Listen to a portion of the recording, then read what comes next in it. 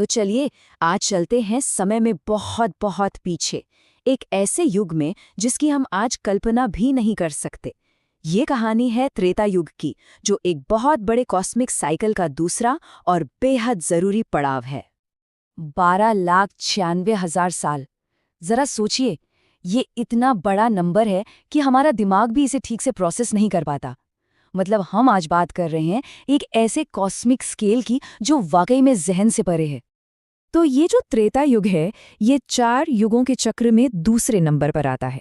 और इसकी कह सकते हैं सबसे बड़ी पहचान ये है कि यहीं से, इसी युग से इंसानियत के नैतिक मूल्यों में गिरावट शुरू होती है। एक तरह से ये उस परफेक्ट दुनिया से दूर पहला कदम था। और इस गिरावट को ठीक से समझने के लिए हमें देखना होगा कि इससे ठीक पहले क्या था। वो था सत्य युग, यानी कि स्वर्ण युग, जहां सब कुछ परफेक्ट था, पूरा सामंजस्य था। और उसके मुकाबले में त्रेता युग, ये वो दौर है जब अच्छाई, जब धार्मिकता धीरे धीरे कम होने लगती है। अब आगे बढ़ने से पहले ना, एक शब्द को समझना बहुत जरूरी है, और वो है धर्म। देखिए, धर्म का मतलब सिर्फ रिलीजन या मजहब नहीं होता। ये एक बहुत बड़ा कॉस्मिक कॉन्सेप्ट है। ये वो नैतिक व्यवस्था है, वो कर्तव्य है, वो संतुलन है जिसने पूरे ब्रह्मांड को थाम रखा है। सत्ययुग में धर्म को ऐसा माना जाता था जैसे वो अपने चारों पैरों पर मजबूती से खड़ा हो, मतलब 100% परफेक्ट। लेकिन त्रेता युग तक आते आते इसका एक पैर कमजोर पड़ गया। अब धर्म सिर्फ 3 पैरों पर टिका था, मतलब सीधा सा 25% की गिरावट आ चुकी थी। तो सवाल ये उठता है कि जब नैतिकता में 1/4 की कमी आ गई, तो इसका असर क्या हुआ समाज पर, दुनिया पर? इस एक बदलाव ने सब कुछ कैसे बदल दिया? सबसे पहला और सबसे बड़ा असर पड़ा लोगों की आध्यात्मिकता पर। देखिए, सत्य युग में स्पिरिचुअलिटी वो पूरी तरह से अंदर की बात थी, ध्यान की बात थी। लेकिन त्रेता युग में ये चीज बाहर की ओर आने लगी। अब लोग बाहरी पूजा पाठ, बड़े बड़े अनुष्ठान, इन सब की तरफ मुड़ने लगे। और सिर्फ यही नहीं, इसी दौर में इंसानी समाज भी ज्यादा ऑर्गेनाइज्ड होने लगा। पहली बार राजा और राज्य का कॉन्सेप्ट आया। समाज को चलाने के लिए नियम बने, कानून बने, और यज्ञ जैसे बड़े बड़े औपचारिक अनुष्ठान भी स्थापित किए गए। लेकिन शायद सबसे गहरा बदलाव इंसान के मन के अंदर हुआ। अहंकार, इच्छा, महत्वाकांक्षा, ये सारी भावनाएं जो आज हमें बहुत नॉर्मल लगती हैं, वो इसी युग में पनपना शुरू हुईं।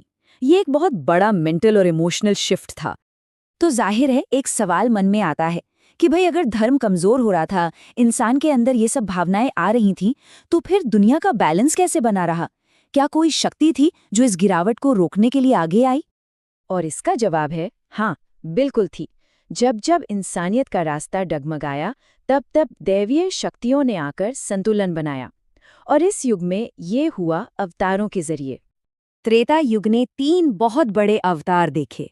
सबसे पहले वामन अवतार, जिन्होंने राजा बलि के अहंकार को दूर किया। फिर आए परशुराम, जिन्होंने अधर्म और अन्याय का नाश किया। और फिर आए भगवान राम, जो खुद धर्म, मर्यादा और कर्तव्य की मिसाल बने। इस युग का जो सार है ना, वो इस एक लाइन में छिपा है। मतलब ये कि अच्छाई अभी भी थी, सद्गुण अभी भी मजबूत था, लेकिन अब वो अपने आप नहीं होता था। अच्छा बने रहने के लिए, सही रास्ते पर चलने के लिए अब एक सचेत कोशिश, एक एफर्ट करना पड़ता था। तो कुल मिलाकर त्रेता युग एक बड़ा ही कॉम्प्लेक्स समय था।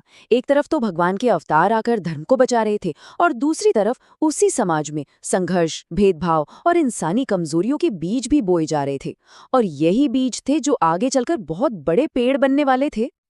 और यहीं पर यह हमें एक बहुत बड़े सवाल के साथ छोड़ जाता है। सोचिए, अगर धर्म के एक पैर कम होने से दुनिया में इतनी उथल-पुथल मच गई, तो तब क्या होगा जब धर्म सिर्फ 2 पैरों पर खड़ा रह जाएगा? और ये कहानी है अगले युग की, द्वापर युग की।